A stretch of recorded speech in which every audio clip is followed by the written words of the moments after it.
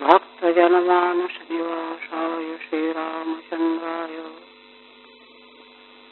वागीशायस्य वदने लक्ष्मीर्यस्य च वक्षसि यस्यास्ते हृदये संवित्तं नृसिंहमहं भजे। विश्वसर्गविसर्गादीनवलक्षणलक्षितं श्रीकृष्णाख्यं परं धाम जगद्धाम नमामि तत्। श्रीमद्भागवत के षष्ठ स्कंध में अष्टादश अध्याय में मरुद गणों का प्रसंग चल रहा है।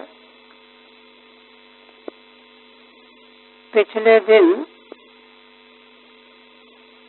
देवी माता को कश्यप जी ने जो व्रत बताया, उससे घबराए हुए इंद्र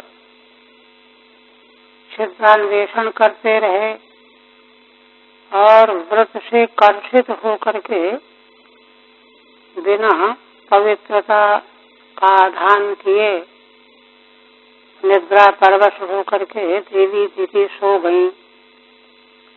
इंद्र ने गर्भ में प्रवेश करके गर्भस्थ शिशु के पहले 7 टुकड़े किए।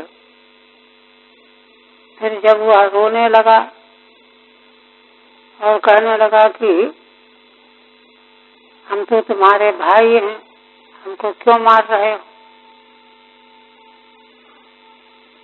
और फिर एक एक टुकड़े के 7-7 टुकड़े किए। इस प्रकार से जब उन शिशुओं ने कहा तो इंद्र का मन बदल गया। कहा कि अच्छा, अगर तुम भाई हो तो तुम अब डरो मत, अब कुछ भी नहीं होगा। यहाँ तक प्रसंग हुआ था। समझ सकते? माँ भैष्ट भ्रातरो मह्यम पूयूयमित्याह कौशिकः, हो गया था ना ये। अनन्य भावान पार्षदानामात्मनो मरुताम गणान। इंद्र कहते हैं कि अच्छा, अगर तुम अपने को मेरा भाई मानते हो तो मत डरो। फिर माँ भैष्ट भ्रातरः, भाई को भाई से भय नहीं होना चाहिए। दैवी नियम तो यही है। यूयमित्याह कौशिकः, कौशिकः माने इंद्र है। अनन्य भावान पार्षदान आत्मनो मरुताम गणान। इस प्रकार से उन मरुद गणों को इंद्र के प्रति अनन्य भाव वाले होने से देवराज इंद्र ने उन मरुद गणों को पार्षद बना लिया, अपना लिया। कौशिका इंद्र गणान 7, मरुतों के 7 गणों को, 7 गणा वही मरुतः इति श्रुतेः। श्रुति कहती है मरुतों के 7 गण हैं। 7 के 7, 7 7 49।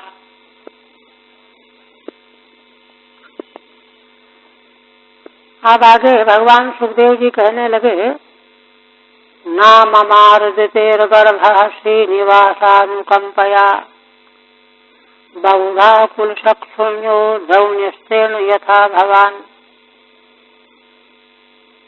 श्री सुखदेव भगवान कहते हैं कि राजन, दिति देवी का गर्भ भगवान श्रीनिवास की अनुकंपा से मृत्यु को प्राप्त नहीं हुआ।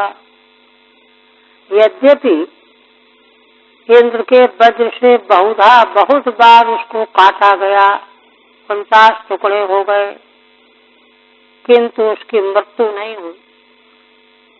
यह भगवान श्रीनिवास भगवान की कृपा है। और कहते हैं कि इसको समझने में दूर नहीं जाने की जरूरत है। द्रौण्यस्तेन यथा भवान, द्रोणाचार्य के पुत्र अश्वत्थामा के ब्रह्मास्त्र से जैसे आपका कुछ नहीं हुआ, भगवान ने रक्षा कर दी,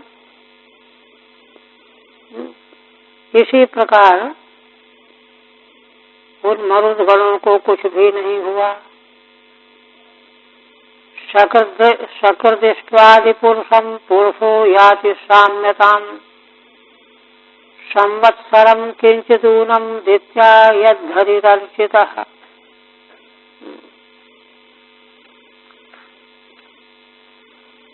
कहते हैं कि श्री भगवान की एक बार कोई आराधना कर ले पुरुष तो भगवान के समान रूप प्राप्त कर लेता है, इतना बड़ा फल मिलता है। और यहाँ तो दिति देवी ने थोड़े दिन कम 1 वर्ष तक भगवान की आराधना की। संवत्सरम किंचिदूनम थोड़ा कम था, 10-20 दिन ही तो रह गए थे। दित्या यद्धरिरर्चितः, दिति देवी के द्वारा भगवान श्री हरि की अर्चना में 1 वर्ष लगा, थोड़े दिन छोड़ करके। इसलिए उनकी आराधना भला कैसे व्यर्थ जा सकती है। फिर सजूरिंद्रेण पाशा 50 देवास्ते मरुतो भवन विपो हि मात्र दोषम ते हरिणा सोमपाः कृता। सजू मन 60, वे मरुत गण इंद्र को 60 मिलाकर के 50 की संख्या वाले हो गए। सजू इंद्रेण सजू मन सह ते मरुता 50 देवा अभवन।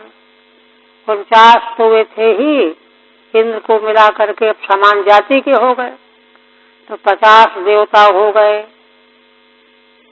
और देवराज इंद्र ने माता दिति के दोष को छोड़ दिया, अलग कर दिया, भुला दिया। और ते हरिणा सोमपाः कृताः, दिति देवी के गर्भ से जन्म लेने वाले मरुदगणों को सोमपान करने वाला देवता बना दिया। मातृदोष क्या था? समाता थी ना, ये सगी माता तो अदिति देवी है, ये तो विमाता है, तो उनमें कुछ न कुछ फर्क रहता है। तो उस फर्क के दोष को इंद्र ने कोई विचार नहीं किया और उन मरुदगणों को सोमपाई बना लिया। दितिरुत्थाय ददृशे कुमारा नल संप्रभान इंद्रेण सहितान देवी पर्यतुष्यत अनिंदिता। दिति देवी की नींद खुल गई। उन्होंने उठ करके देखा अपने पुत्रों को अनल अग्नि के समान तेजोमय थे और इंद्र के साथ थे। 49 वे और इंद्र, इनको सबको देखा तो उनको देख करके अनिंदिता दिति पर्यतुष्यत, अनिंदिता दिति देवी बहुत संतुष्ट हुई।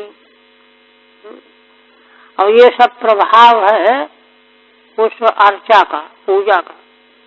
पीछे बताया ना कल, कश्यप जी जब धर्म संकट में पड़ गए कि अरे ये क्या हुआ, तो भी उन्होंने अपनी वाणी की रक्षा करते हुए, इंद्र की रक्षा करते हुए उन्होंने वैष्णव व्रत की दीक्षा दी, उपदेश किया और कहा कि इसको सांगोपांग अगर तुम पालन करोगी तो शक्र का नाश करने वाला पुत्र तुमको प्राप्त होगा। अगर नियम में तुमने गड़बड़ी की तो यह देवताओं का बंधु बन जाएगा। बिल्कुल यथार्थ था, जैसा कहा वैसे ही हुआ। अब दिति देवी में भूल चूक हुई, कश्यप जी ने तो कहा ही था, तो उससे इंद्र को मौका मिल गया। उन्होंने अपना काम बना लिया, किंतु कश्यप जी का जैसा वरदान था वह पूरी तरह से यथार्थ हो गया, है ना। वह पुत्र तो हुआ किंतु देवताओं का बंधु बन गया, देवता बन गया। कश्यप जी की वाणी ज्यों की त्यों थी। अब देखिए यहाँ पर नियम की बात है ना। साधारण लोग सोचते हैं कि अरे क्या हो गया, बिना पैर धोए सो गई तो इससे क्या हो गया, कुल्ला नहीं किया तो इससे क्या हो गया। देखिए इस संबंध में वैदिक सदाचार की जो परंपरा है उस पर प्रकाश पड़ता है। महाभारत में एक आख्यान है, आदि पर्व में।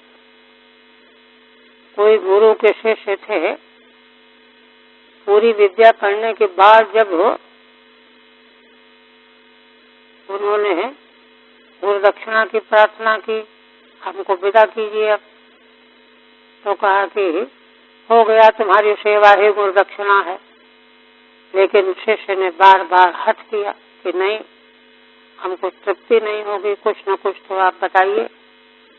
तो कहा कि अच्छा जा करके, है ना, अपनी माता माने गुरु पत्नी से जाकर के प्रश्न करो, वे अगर कुछ मांगे तो ले आओ।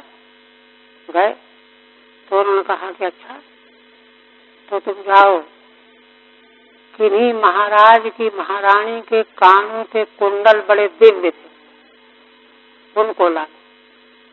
और देखो देर न करना, आज से तीसरे दिन या कौन से दिन मुझे एक व्रत रख करके पूजा करना है, तो मैं उन्हीं कुंडलों को पहन करके पूजा करूंगी।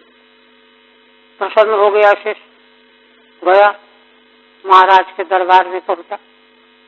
महाराज तो बड़े धर्मात्मा थे, तुरंत उसका स्वागत सत्कार किया, पूजन किया, ऋषि शिष्य है।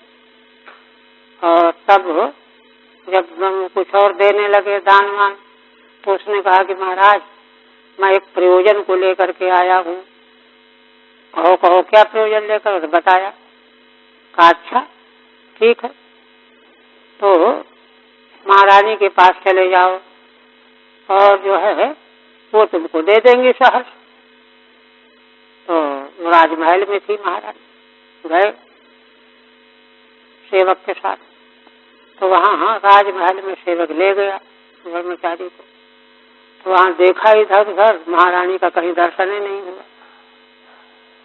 लौट आए, ब्रह्मचारी को संदेह हुआ कि राजा ने भड़का दिया क्या, ऐसा गरम बाबू सोचने लगे। फिर आए, कहा कि महाराज महारानी तो है नहीं वहाँ, आपने कैसे भेज दिया हमको। तो महाराज को बड़ा आश्चर्य हुआ, विचार करने लगे। देखिए सदाचार रूपी धर्म की महिमा है। विचार करके महाराज को बोध हो गया कि क्या गड़बड़ी है। उन्होंने कहा कि ब्रह्मचारी आप उच्छिष्ट और अशुद्ध तो नहीं है, स्नान कीजिए। कहाँ से आप चल करके आए हैं, रास्ते में आपने क्या क्या किया। उच्छिष्ट होंगे आप, है ना। महारानी का दर्शन उच्छिष्ट अपवित्र अवस्था में किसी को हो ही नहीं सकता। तो उसी समय स्मरण आया कि अरे मार्ग में रास्ते में कोई फल खाया था और उसके बाद कुल्ला नहीं किया। स्मरण आ गया उनको, तुरंत गए एकांत में, उन्होंने आचमन किया और जो दोष हो गया था प्रायश्चित किया, आचमन करके कुल्ला किया, हाथ पैर धोया, फिर आए। कहा कि ठीक है महाराज, एक भूल हुई थी मुझसे, आप जाइए, आपको दर्शन। गए, महारानी का दर्शन हो, उनसे उन्होंने अपना प्रस्ताव रखा, तो उन्होंने तुरंत दे दिया और कहा कि देखो इन कुंडलों के पीछे तक्षक नाग पड़ा हुआ है, तो संभाल के ले जाना। आगे कथा बहुत लंबी है, तो तात्पर्य कहने का यह है कि देखिए वैदिक ऋषियों के द्वारा बनाया गया सदाचार कितना गहन है, उसका कितना बड़ा प्रभाव पड़ता है कि उतनी उच्छिष्टता के प्रभाव से उस ब्रह्मचारी को महारानी का दर्शन नहीं हुआ। तो इसी तरह से कश्यप जी ने जो उपदेश किया है दिति देवी को, वो एक एक चीजें जो है परम सात्विकता को का आधान कराने वाली। सात्विकता ही असल में रजोगुण तमोगुण को निवृत्त करती है और पूर्व से जो संस्कार रजोगुण तमोगुण के होते हैं उनको शुद्ध करती है, शोधन करती है। उसमें अगर चूक हो गई तो शोधन नहीं होगा। इस तरह से है ना वेद मार्ग। अभी तो देखिए पीछे आ चुका है ना पंचम स्कंध में भवाटवी के वर्णन में, जब घर गृहस्थी वाला संसारी प्राणी गृहस्थी भटकते भटकते ब्राह्मणों के यहाँ पहुंचा। पहले तो इधर उधर गया तो ठगा गया, भवाटवी के वर्णन में है। ठगा गया, लोगों ने बेवकूफ बनाया, लूटा घसोटा उसको। तब उसको होश आया कि अरे हमने गलती की। फिर गया ब्राह्मणों की मंडली में, तो वहाँ उन्होंने कहा कि भाई देखो तुमको पुनः यज्ञोपवीत करवाना पड़ेगा, अब ये करना पड़ेगा, इतना गायत्री का जप करना पड़ेगा, शरण करना पड़ेगा। तो क्योंकि आदत बिगड़ गई थी उसकी, स्वेच्छाचारी जीवन जब बन जाता है तो बहुत ही कठिन होता है नियमों का पालन करना। तो उसने सिर पटका अपना, कहा कि अरे भाई ये तो अपने बस की नहीं है, चलो हम जैसे तैसे जी लेंगे। ये वर्ण भवाटवी में आया है।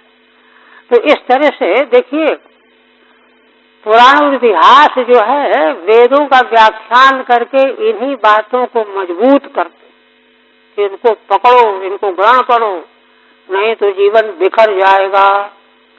इस तरह से आप यहाँ कह रहे हैं कि देखा उन्होंने अथेन्द्र माहताताहम आदित्यानाम भयावहम,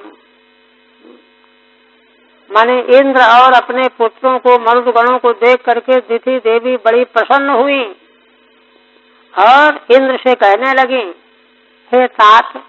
तात शब्द पुत्र के लिए भी आता है, पिता के लिए भी आता है, मित्र के लिए भी आता है। तो तात यहाँ पुत्र के लिए है, पुत्र के रूप में संबोधित कर रही हैं दिति देवी। आम आदित्यानाम भयावहम, कहा कि बेटा इंद्र, आदिति के पुत्र माने तुम्हारे भाई द्वादश आदित्य, उनको भय देने वाला मैं पुत्र प्राप्त करने के लिए व्रत मैंने किया था। अपत्यम इच्छन्ति अचरम व्रत में तत्सुदुष्करम, यह व्रत बड़ा सुदुष्कर है, 1 साल तक नियमों का पालन करना है। किंतु हाँ,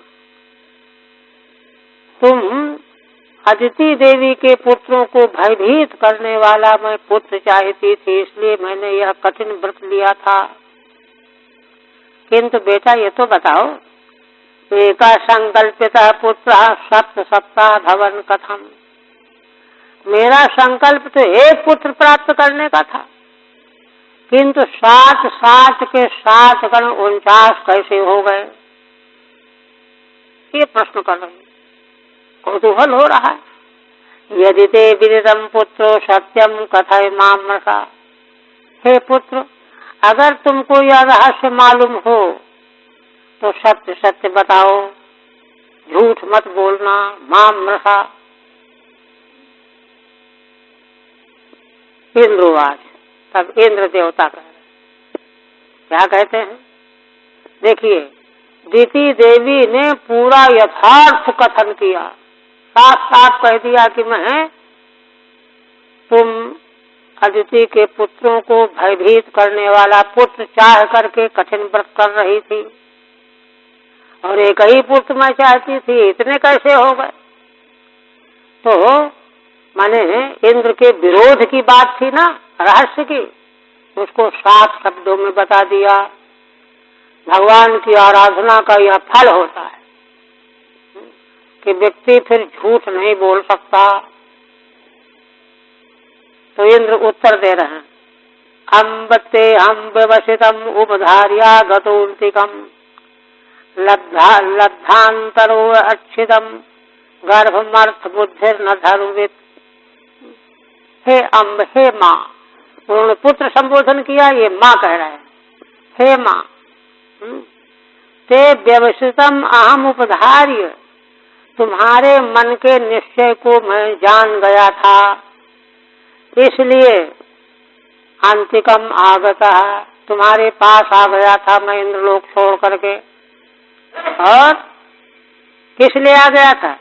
लब्धांतरोच्छिदम गर्भम, है ना, इस ताक में था कि कब मौका मिले। मौका मिल गया, मैंने गर्भ का छेदन कर दिया। अर्थ बुद्धि न धर्मविद, हे माँ, मेरी अपने स्वार्थ की बुद्धि थी, धर्म की बुद्धि नहीं थी कि धर्म को लेकर के सेवा करने के लिए मैं आया हूँ। वो तो वंचना थी। साफ साफ इंद्र ने दो टूक बता दी। ठीक है। द्वितीया निष्कपटम मुक्ते सच इंद्रो भी निष्कपट में वाह।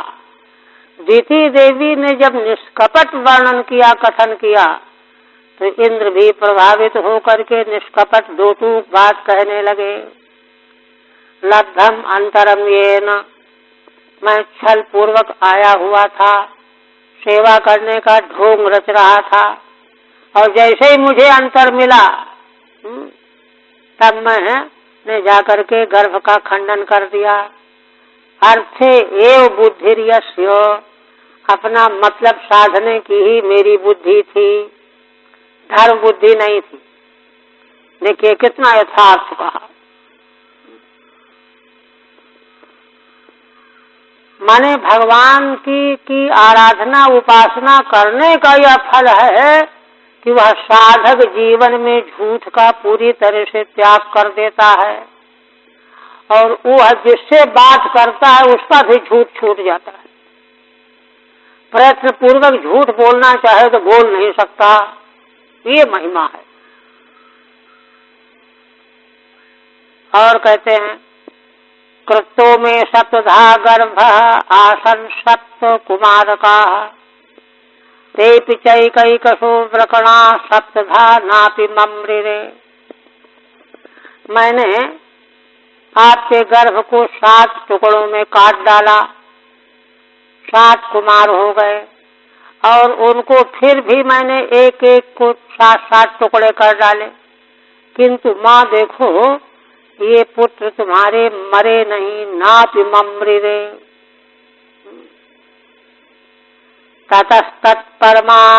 परमाश्चर्यम वीक्ष्याध्यवसितम मया।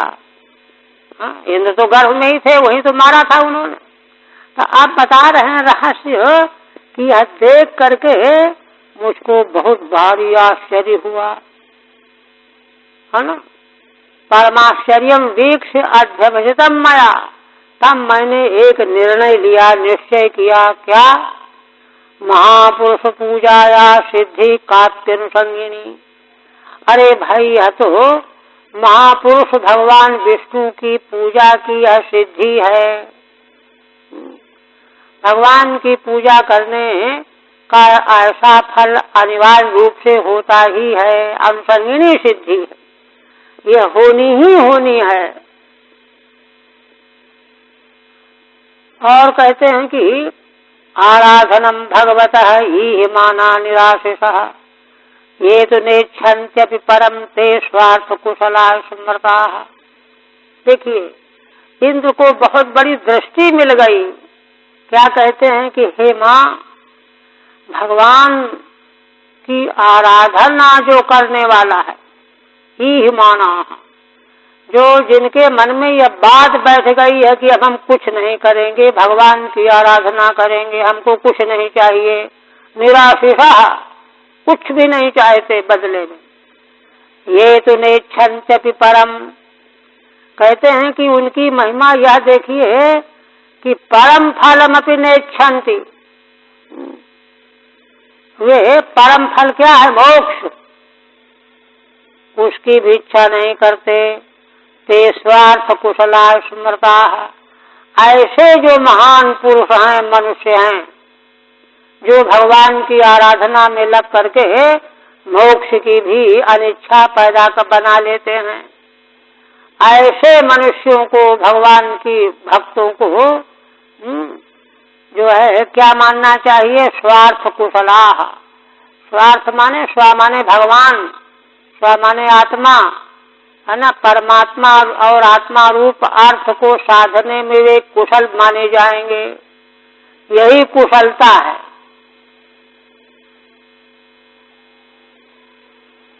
आपि परम मोक्षमपि। फिर कहते हैं आराध्यात्म प्रदम देवम स्वात्मानं जगदीश्वरम को वृणीते गुणस्पर्शम बुधस्यान्नरके पियत। देखिए, देव योनि तो शुद्ध योनि है, सात्विक योनि है, तो उनको कितना प्रभाव पड़ा। क्या कहने लगे? कहते हैं कि आराध्यात्म प्रदम देवम, जो भगवान, जो देवता अपने आत्मा को दे डालते हैं भक्तों को, उनकी आराधना करके, जो साक्षात भगवान स्वयं आराधना करने वाले की आत्मा ही हैं। तीन विशेषण हैं, आत्मा प्रदम, स्वात्मानम और जगदीश्वरम। संसार के नियामक हैं और जीव मात्र की आत्मा हैं और प्रसन्न होकर के अपने को दे देते हैं भक्तों को। उन भगवान की आराधना करके ऐसा कौन मूर्ख होगा? हाँ, को वृणीते गुणस्पर्शम, स्पर्श किए जाने वाले गुणों को कौन वर्ण करेगा? बुधस्यान्नरके पियत, अगर बुद्धिमान है तो वर्ण नहीं करेगा, क्योंकि इनका वर्ण करना इस तरह से व्यर्थ है, क्योंकि ये तो नरक में भी मिल जाया करते हैं। गुणस्पर्शम विषय भोगम बुध को वृणीते, गुण रूप स्पर्श विषय भोग को बुद्धिमान भला कैसे वर्ण करना चाहेगा, है ना। यद्यस्मान नरके विषय भोग स्यात्, क्योंकि ये विषय भोग तो नारकी प्राणियों को भी अनायासे मिल जाते हैं। तदिदं मम दौर्जन्यम बालुषस्य महीयसी क्षन्तुमर्हसि मातस्त्वं दृष्ट्या गर्भो मृतोत्थितः। अंतिम, अब देवराज इंद्र को एक ग्लानि होने लगी कि देखो भगवान की इतनी बड़ी महिमा है, इतना सब उपद्रव करने पर भी ये गर्भ नष्ट नहीं हुआ। इसलिए अगर माने, उनका मतलब ये है कि इससे तो मैं भगवान की प्रार्थना कर लेता तो ठीक था, उपद्रव क्यों किया? तो क्या कहते हैं? तदिदं मम दौर्जन्यम बालुषस्य महीयसी। तो भगवान तो सर्वज्ञ हैं, उनको तो अच्छा बुरा क्या लगना था, माता दीति को बुरा लगेगा। बता दिया ना साफ साफ कि मैंने ये किया। तो कहते हैं कि यह मेरा दौर्जन्य है, दुर्जनता है, अपराध है। और क्यों? बालुषस्य, मैं मूढ़ हूँ, अज्ञानी हूँ, नासमझ हूँ। हे महीयसी संबोधन है, माता की तरह से है ना, महत्वपूर्ण। महीयस माने महत्वपूर्ण। मम बालुषस्य इदम दौर्जन्यम क्षन्तुमर्हसि, तुम तो महान हो माँ, अब मुझ मूर्ख का यह दुर्जनता का कार्य आप क्षमा कर दो। मातस्त्वं दृष्ट्या गर्भो मृतोत्थितः, क्योंकि हे माँ देखो कितने सौभाग्य की बात है कि तुम्हारे गर्भ को एक तरह से मैंने मार ही डाला था, लेकिन वह जीवित हो गए। ये तब देखिए दीति माता के, है ना, स्पष्ट सत्य कथन करने पर इंद्र भी सत्य ही कथन कर पाए और अंत में अपनी ग्लानि व्यक्त करने लगे। श्री शुकवाचो इंद्रस्तयाभ्यनुज्ञातः शुद्ध भावेन तुष्टया मरुद्भिः सहतां नत्वा जगाम त्रिदिवं प्रभु। कहते हैं कि दीति माता ने कोई क्षमय कर दी। तयाभ्यनुज्ञाता, इंद्र ने आज्ञा मांगा कि माँ अब हमको जाने दो, और उन्होंने कहा जाओ बेटा। प्रसन्न होकर के आज्ञा दिया, शुद्ध भाव है, शुद्ध भाव से संतुष्ट होकर के उन्होंने आज्ञा दिया, जाओ बेटा। मरुद्भिः सहतां नत्वा, और 49 मरुदगणों ने भी और स्वयं इंद्र ने भी दीति माता के चरणों में सिर रख करके प्रणाम किया, और जगाम त्रिदिवम प्रभु। त्रिदिव माने अपने देवलोक को चले गए। तो देखिए, एवं ते सर्वमाख्यातम यन्मां त्वं परिप्रच्छसि मंगलम मरुतां जन्मो किम भूयः कथयामि ते। आप भगवान सुखदेव जी कहते हैं कि राजन, इस प्रकार से तुमने मुझसे जो बात पूछी थी, मरुदगणों का जन्म और कैसे वे देवता हो गए, क्या अच्छा काम किया था, यह सारा प्रसंग हमने तुमको सुना दिया। मंगलम मरुताम जन्म, मरुदगणों का जन्म बड़ा मांगलिक है, मंगलकारी है। किम भूयः कथयामि ते, अब बताओ तुम्हारी और क्या सुनने की इच्छा है।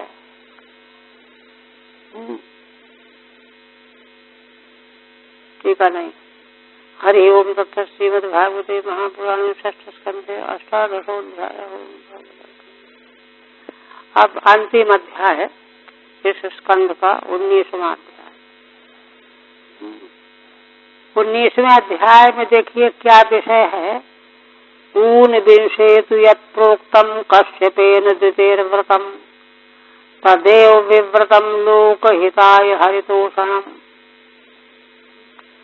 19वें अध्याय में कश्यप जी के द्वारा जो दिति देवी को पुंसवन व्रत का उपदेश किया गया था, तो महाराज परीक्षित ने उसी व्रत का विस्तार से प्रयोग की विधि के विषय में प्रश्न किया।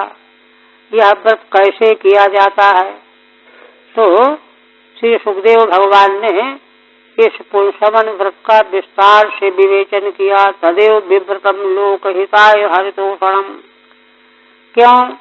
क्योंकि इसको सुनने से लोक का हित होगा, सभी का हित होगा। क्यों?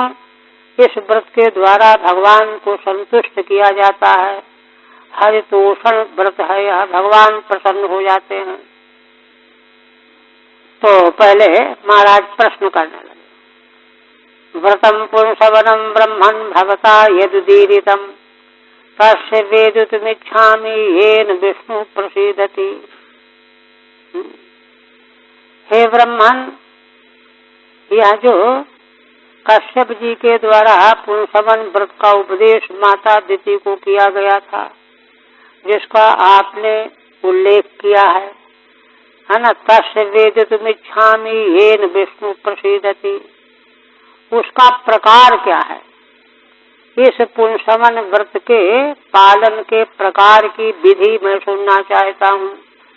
येन विष्णु प्रसीदति, क्योंकि ये तो बड़ा उच्च कोटि का व्रत है, इसके करने से भगवान प्रसन्न हो जाते हैं, इसलिए उसका प्रकार आप बताइए। तस्य प्रकारानिति शेषः। श्री शुकराज। अब भगवान सुखदेव जी पुंसवन व्रत का विधान उपदेश कर रहे हैं। कहते हैं कि देखो, शुक्ले मार्ग शिरे पक्षे योषित भर्तु अनुज्ञया आरभेत व्रतमिदं सार्वकामिक मादितः। देखो राजन, है ना, मार्ग शीर्ष के महीने में शुक्ल पक्ष में, अगहन में शुक्ल पक्ष, है ना, और पति से आज्ञा प्राप्त करके भर्तु अनुज्ञया योषित इदम व्रतम आरभेत। यह व्रत जो है सार्वकामिकम, है ना, सब प्रकार की कामनाओं को पूर्ण करने वाला है। जो जो चाहो सो सारी कामनाएं पूरा करने वाला यह व्रत है ना। तो मार्ग शीर्ष के शुक्ल पक्ष के आदितः माने प्रतिपदा तिथि से ही इस व्रत का कार्यक्रम आरंभ करना चाहिए। मार्ग शिरे मासे शुक्ल पक्ष आदितः माने प्रतिपदी। कैसे आरंभ करना चाहिए? कहते हैं निशम्य मरुताम जन्म ब्राह्मणान अनुमंत्रित। कहते हैं पहले मरुद गणों के जन्म की कथा जो बताई गई है पीछे, इसको सुनना चाहिए और फिर ब्राह्मणों से आज्ञा मांगना चाहिए, उनसे परामर्श लेना चाहिए। और स्नात्वा शुक्ल दति शुक्ले बसीतालंकृतांबरे, प्रातः काल प्रतिपदा को स्नान करके, है ना, मुख दांत आदि को अच्छी तरह शुद्ध करके और शुक्ल वस्त्र धारण करे, 2 अलंकारों से अलंकृत हो जाए और पूजेत प्रातरासात प्राक, प्रातः काल का कलेवा आदि लेने के पहले ही, है ना, कुछ भी खाए बिना भगवान की पूजा आरंभ कर दे। भगवंतम श्रियासः, श्री माने लक्ष्मी जी के सहित लक्ष्मी नारायण भगवान की पूजा करे। स्नान पवित्र होकर के शुक्ल शुद्ध वस्त्र धारण करके और भगवान की लक्ष्मी नारायण की पूजा आरंभ करे। अनुमंत्र प्रस्त्वा शुक्ला दंता यस्यासा शुक्ल दति, शुक्ल दंत माने शाकल, धौत दंता इत्यर्थ। और अलंकृता सती पूजयेत, शुद्ध वस्त्रों से अलंकारों से अलंकृत होकर के भगवान लक्ष्मी नारायण का पूजन करे, कोई जल जलपान लिए बिना। और अलम ते निरपेक्षायो पूर्ण काम नमोस्तुते, महाविभूति पतये नमः सकल सिद्धये। सबसे पहले भगवान को नमस्कार करें।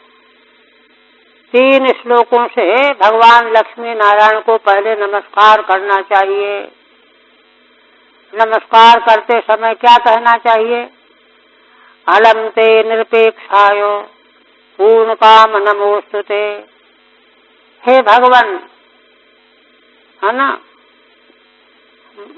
मैं आपको प्रणाम करती हूँ और आपकी अर्चा पूजा करना चाहती हूँ, यह तो ठीक है, किंतु आप तो पूर्ण काम है। आपको नहीं कुछ चाहिए कि कोई हमारी पूजा करे, कि हमको नमस्कार करे। क्यों? आप निरपेक्ष हैं, किसी की अपेक्षा आप रखते ही नहीं। कोई कुछ करे, कोई कुछ आदर करे, इसकी कोई अपेक्षा नहीं। कहते क्यों अपेक्षा नहीं? पूर्ण काम है भगवान, सारी कामनाएं पूर्ण हैं, इसलिए जो अपूर्ण काम है उसी को इच्छा होती कि ये हो ये हो। ऐसे आपको मैं नमस्कार करती हूँ। महाविभूति पतये नमः सकल सिद्धये, आप तो महान विभूतियों के पति हैं, इसीलिए पूर्ण काम है। सारी विभूतियां तो आपके अंदर रहती हैं। नमः सकल सिद्धये, आप स्वयं ही सकल सिद्धि स्वरूप हैं, आपको मैं नमस्कार करती हूँ। कहते हैं 3 श्लोकों से, तुभ्यम अलम पर्याप्तमेव सर्वम न किंचिद अन्यैः कृत्यमस्ति। हे भगवान, आप तो अपने में ही अलम बुद्धि वाले हैं, कोई हमारे लिए यह करे वह करे ऐसी कोई अपेक्षा नहीं रखते आप। अतः केवलम ते तुभ्यम नमोस्तु, इसलिए मैं केवल आपको नमस्कार ही करती हूँ, है ना। कहते क्यों भगवान पर्याप्त हैं, अलम है। पर्याप्त हेतवः, पर्याप्ति का हेतु बता रहे हैं। निरपेक्षाय, हे पूर्ण काम, आप निरपेक्ष पूर्ण काम हैं, इसलिए और दूसरा महाविभूति पतये। महाविभूति भगवती लक्ष्मी के पति हैं, लक्ष्मी पतये। सकला सिद्धयो अणिमाद्या यस्मिन् तस्मै। और आप में अणिमा गरिमा आदि सारी सिद्धियां नित्य विद्यमान रहती हैं, ऐसे आपको मैं नमस्कार करती हूँ।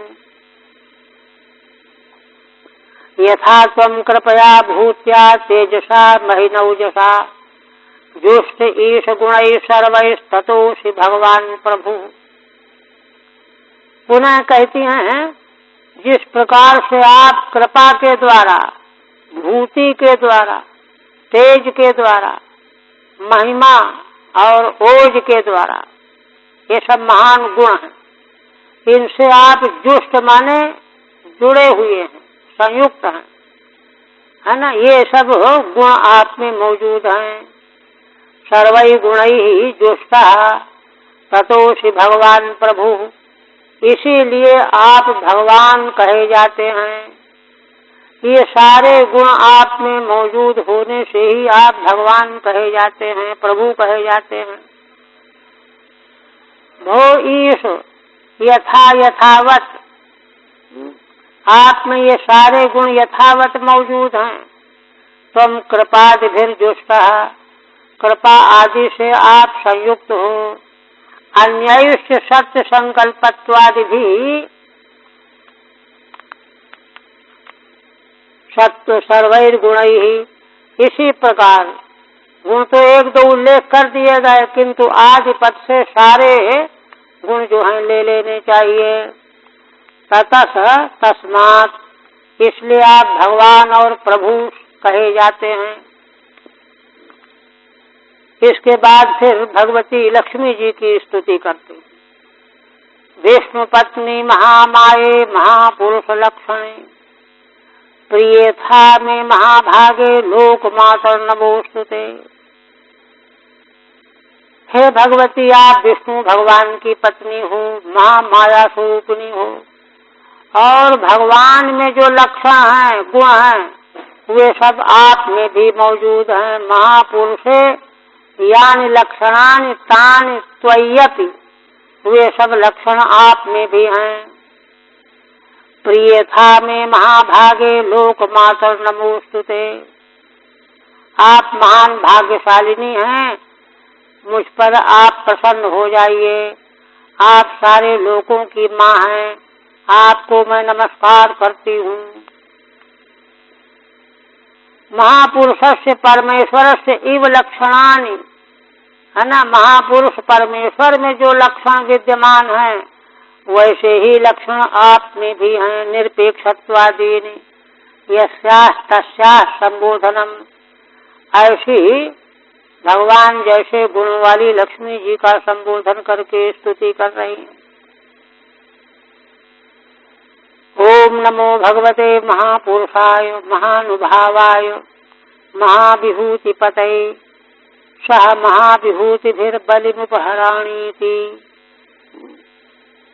फिर कहती हैं, उन भगवान को जो महापुरुष स्वरूप हैं, उनको मैं नमस्कार करती हूँ। महानुभावाय, वे महान प्रभावशाली हैं। महाविभूतिपतये, सारी महान विभूतियों के स्वामी हैं, है ना। सह महाविभूतिभिर्बलिमुपहराणीति, उनके साथ महाविभूति रूपा लक्ष्मी जी के साथ सहित मैं पूजन की बलि उपहरण कर रही हूँ। अनेन अहरहर मंत्रेण विष्णु आह्वानाद्यार्घपाद्योपस्मरण स्नान वास उपवीत विभूषण गंध पुष्प धूप दीपोपहाराद्युपचारांश समाहितः उपाहरेत। आप भगवान सुखदेव जी कहते हैं कि राजन, यह जो स्तुति हमने बताई, इसके द्वारा रोज रोज आरहा माने नित्य प्रति मंत्र पूर्वक भगवान विष्णु का आवाहन करना चाहिए। उनको अर्घ्य पाद्य आदि समर्पण करना चाहिए। उपस्पर्शन, स्नान करावे, वस्त्र धारण करावे। उपवीत माने यज्ञोपवीत, विभूषण, गंध, पुष्प, धूप, दीप, उपहार आदि नैवेद्य, ये सब उपचार करना चाहिए। समाहित उपाहरेत, समाहित माने एकाग्र चित्त हो करके यह सब संपन्न करना चाहिए। पूजा मंत्र माह, पूजा का मंत्र है पहले ओम नमः और टीका नहीं। हविशेषम तो जुहुयाद अनले द्वादशाहुति, और है ना हविष्य का जो शेष हो उसको अनल में अग्नि में आहुति डाले, पायस वगैरह की 12 आहुति, द्वादश आहुति। और मंत्र क्या है? ओम नमो भगवते महापुरुषाय महाविभूति पते स्वाहा इति, यह मंत्र बोल करके 12 आहुति डाले। उन भगवान को नमस्कार करती हूँ जो महापुरुष भगवान परमेश्वर हैं, महाविभूति के पति हैं, ऐसा मंत्र बोल करके स्वाहा करे। हविशेषम उपहाराय अवशिष्टम, उपहार से अवशिष्ट जो हविशेष है उसकी जो है अग्नि में हवन करे। होम मंत्रम दर्शयति, होम मंत्र दे दिया यही स्वाहांत। श्रियम विष्णुम च वरदा वासिषाम प्रभुवाउभौ भक्त्या संपूजय नित्यम यदि छेद सर्वसंपदा। आप कहते हैं कि श्रियम विष्णुम च वरदौ, श्री माने लक्ष्मी जी और भगवान विष्णु दोनों वरदान देने वाले हैं। आशीषाम प्रभुवाउभौ, दोनों आशीर्वादों के प्रभाव हैं, उद्गम हैं। प्रभाव माने उद्गम। भक्त्या संपूजय नित्यम, इन दोनों की भक्ति भाव पूर्वक नित्य पूजा करनी चाहिए, है ना। यदि छेद सर्व संपदा, सब प्रकार की संपत्ति प्राप्ति की इच्छा हो तो इन भगवान श्री लक्ष्मी नारायण का नित्य पूजन करना चाहिए। प्रकर्षेण भवन्त्यभ्यामिति प्रभवौ, माने भगवान नारायण और लक्ष्मी जी से सब कुछ उत्पन्न होता है, प्रकट होता है। प्रणमे दंडवद भूमौ भक्ति प्रभुवेन चेतसा 10 बारम जपेन मंत्रम ततः स्तोत्रमुदीरयेत्। श्री सुखदेव भगवान कहते हैं कि भगवान लक्ष्मी नारायण की पूजा करके, है ना, भक्ति से युक्त चित्त के द्वारा भूमि पर लेट करके दंड प्रणाम करे। 10 बारम जपेन मंत्रम ततः स्तोत्रमुदीरयेत्, और 10 बार मंत्र का जप करे और तब स्तोत्र आरंभ करे। मंत्र का जप करके, मंत्र वही पीछे बताया गया। स्तोत्र क्या करना? स्तोत्र स्तुति कर रहे हैं। युवाम तो विश्वस्य विभु जगतः कारणम परम, इयं ही प्रकृति सूक्ष्मा माया शक्तिर्दुरत्यया। भगवान की स्तुति इस प्रकार से करे कि आप दोनों विश्व के विभु हो और जगत के परम कारण हो। इयं ही प्रकृति सूक्ष्मा, आप दोनों में ये भगवती लक्ष्मी जी तो सूक्ष्म प्रकृति रूपा हैं। माया शक्ति दुरत्यया, माया शक्ति रूपा हैं, दुरत्यय हैं। तस्या अधीश्वर साक्षात त्वमेव पुरुषः परः, और इनके अधीश्वर साक्षात परम पुरुष परमात्मा आप हैं, अधिष्ठान है। त्वं सर्वयज्ञ इज्जेयं क्रियेयं फलभुक् भवान, आप तो संपूर्ण यज्ञ स्वरूप हो और अर्चा पूजा रूपा ये भगवती लक्ष्मी जी हैं। और दूसरे पर्याय में ये भगवती लक्ष्मी क्रिया रूपा हैं और आप सब फलों के भोक्ता हो, कर्म फल भोक्ता आप हो। इज्जा माने यज्ञाधि निर्वर्तकः, है ना। यज्ञ से सारी क्रियाएं निर्वर्तन करना है काम लक्ष्मी जी का है, उसका फल भोगने वाले भगवान हैं। गुण व्यक्तिरियम देवी व्यंजको गुण भोग भगवान। त्वं हि सर्व शरीरा शरीरात्मा श्री शरीरेन्द्रियाशया नाम रूपे भगवती प्रत्ययस्त्वमपाश्रयः।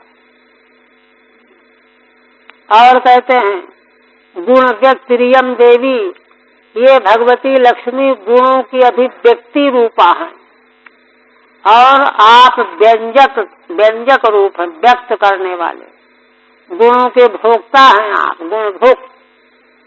त्वं ही सर्व शरीर आत्मा, आप भगवान जितने शरीरधारी जीव हैं ब्रह्मांड में उनकी आत्मा आप हो।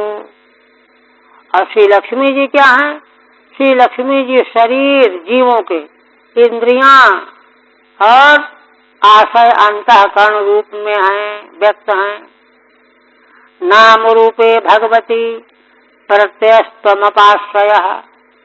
नाम रूप जितने भी संसार में हैं वे सब भगवती के आपका स्वरूप हैं और प्रत्ययस्त्वमपाश्रयः, किंतु उसके प्रकाशक, प्रत्यय माने प्रकाशक, आधारभूत आप हैं।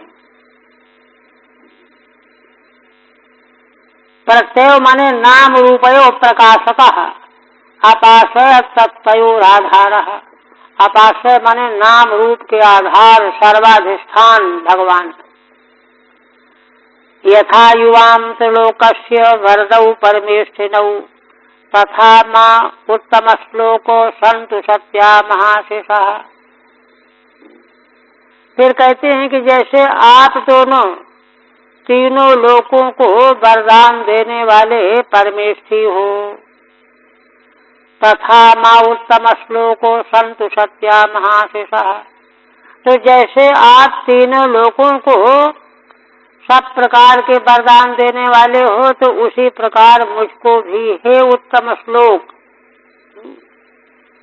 आप जो हैं मेरे लिए भी सब प्रकार के महान आशीर्वादों को प्रदान कर दें।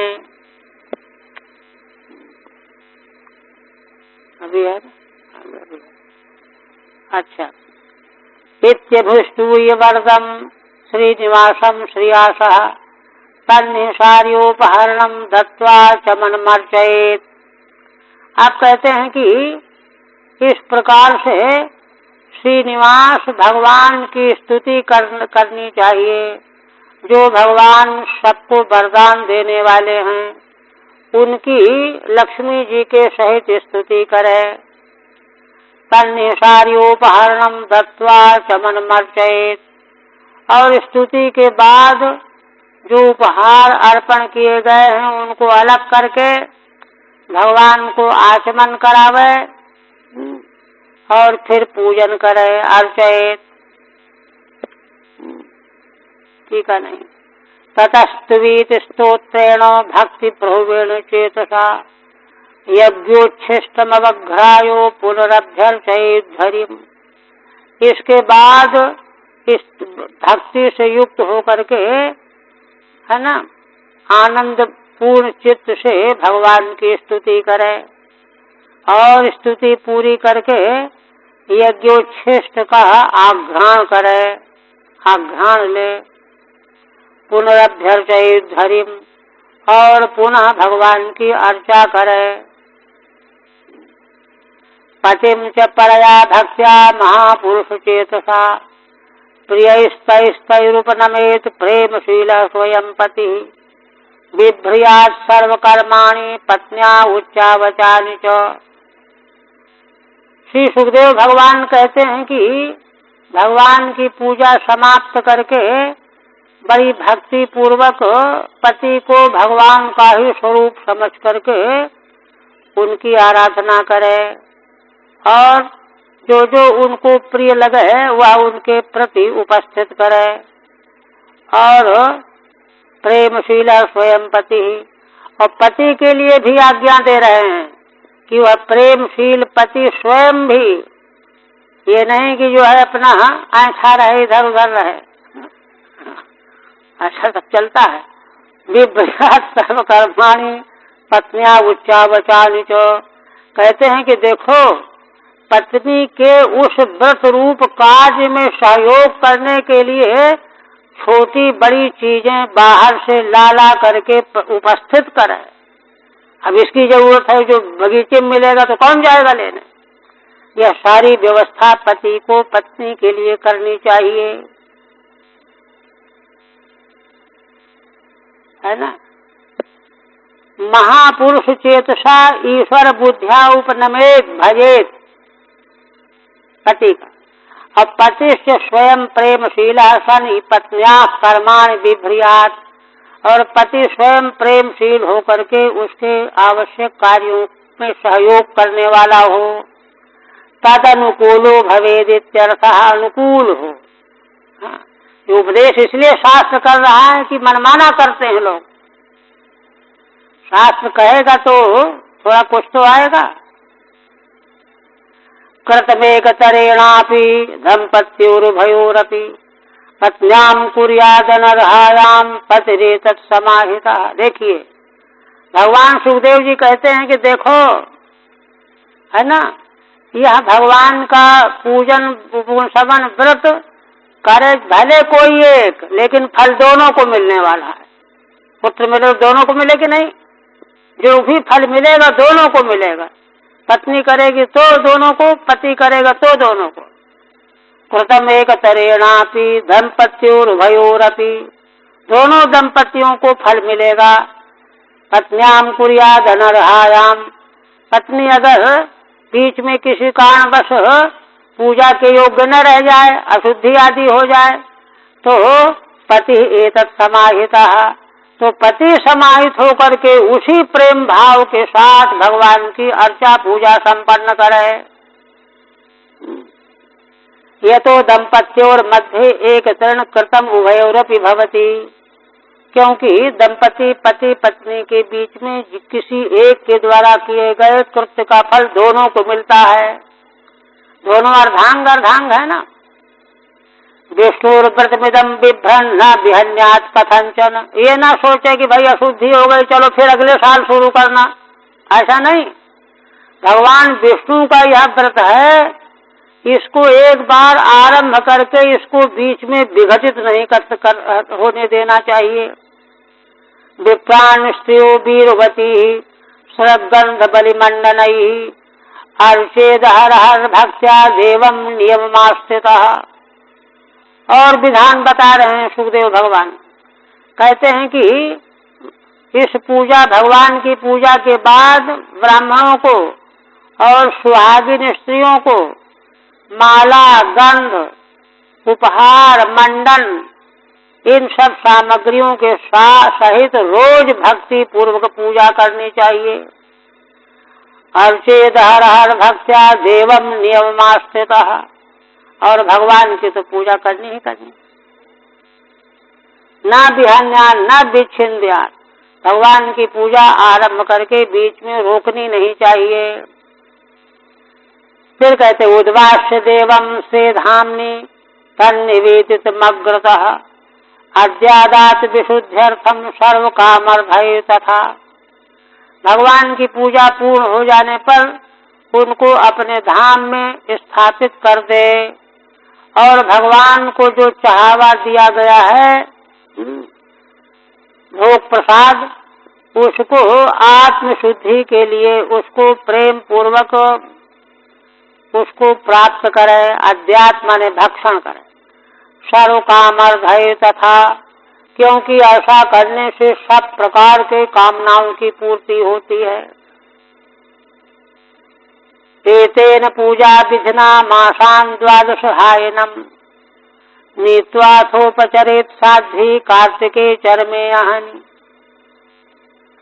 आप कहते हैं कि देखो, इस प्रकार से पूजा की विधि 12 महीने तक, 12 महीना 1 वर्ष, नीत्वा अथोपचरेत साध्वी कार्तिके चरमे आहनि, और इसके बाद उपचार करे साध्वी स्त्री कार्तिक के चरम दिन में। यहाँ पर तात्पर्य है शायद ये बता रहे हैं श्रीधर स्वामी। कहते हैं 12 मासान इत्युक्ते कदाचित तन मध्य 12 महीने की गिनती बताई। तो क्यों बताई? वर्ष में तो 12 महीना होते ही हैं, क्यों ऐसा कह दिया? कहते हैं भाई देखो, कदाचित किसी वर्ष में मलमास पड़ जाता है तो 13 महीना हो जाते हैं। तेन सा 12 संख्यायाम, तो उसको मिला करके 12 की संख्या अगर बनाएंगे तो 1 महीना कम पड़ जाएगा ना। इसलिए तात्पर्य कहने का यह है कि फिर जो मार्गशीर्ष में शुरू किया गया था तो वह 1 महीना पीछे पूरा हो जाएगा मलमास वाले वर्ष में। अथवा यह करे कि जिस वर्ष में मलमास न हो उस वर्ष में करे इस पूजन को। तेन सा 12 संख्यायाम सत्याम शुद्ध त्याग स्यात्, तो मलमास वाले वर्ष में 1 माह कम करना पड़ेगा तो मलमास वाला टोटल हो जाएगा। हायनम इत्युक्ते तन मध्य पतितस्य तस्यापि प्रसंग स्यात्, है ना, वर्ष कहा है आयन, तो क्योंकि बीच में आ गया है तो उसका गिनती तो करनी ही पड़ेगी। तद उभयम वारयितुम उभय मुक्तम, दोनों का वारण करने के लिए कि नहीं नहीं महीना 12 ही चाहिए, तो 12 महीना शुद्ध रूप में मलमास जिस वर्ष न हो उस वर्ष को निश्चित करो, और या अगर मलमास पड़ गया है तो 1 महीना कम करके उसको पूरा करो। उपचरे दुपवसेत, फिर उपवास करें माने उद्यापन। सोभूते अप उपस्पृश्यो कृष्णमभ्यर्च्य पूर्वत पयश्यतेन जुहुयात् चरुणा सह सर्पिषा पाक यज्ञ विधानेन 12 पति। दूसरे दिन प्रातः काल उठ करके पवित्र होकर के भगवान की पूजा करे, पहले की तरह जैसा रोज करता आया है। पयाश्रितेन जुहुयात्, और पयाश्रित माने दूध से बनी हुई खीर, है ना, उससे जो है आहुति डाले, सर्पिषा घृत मिला करके, है ना। यह विधान कैसे हो? पाक यज्ञ विधान, वेदों में पाक यज्ञ का विधान बताया गया। उस विधान के अनुसार 12 आहुति पति को डालनी है। आशीष शिरसादायो द्विजय प्रीतय समीरिता प्रणम्य शिरसा भक्त्या भुंजीत तदनुज्ञया।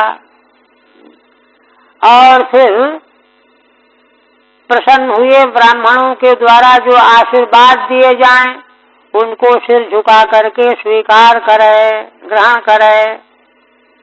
समीरिता, अप्रणम्य शिरसा भक्त्या भुंजीत तदनुज्ञया, फिर उनके आगे सिर झुका करके भक्ति पूर्वक प्रणाम कर ले, और जब ये आज्ञा दे कि भाई अब चलो भोजन, आप लोग भी भोजन कीजिए, तब भोजन करे।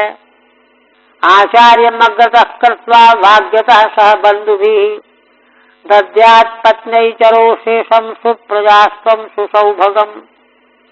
आचार्य जो पूजन कराने वाले हैं उनको आगे करके उनके सामने ही मौन हो करके बंधु बांधवों के साथ पत्नी को चरु का शेष प्रदान करे, है ना। इससे सुप्रजा शोभन पुत्र, सौभाग्यशाली पुत्र की प्राप्ति होती है।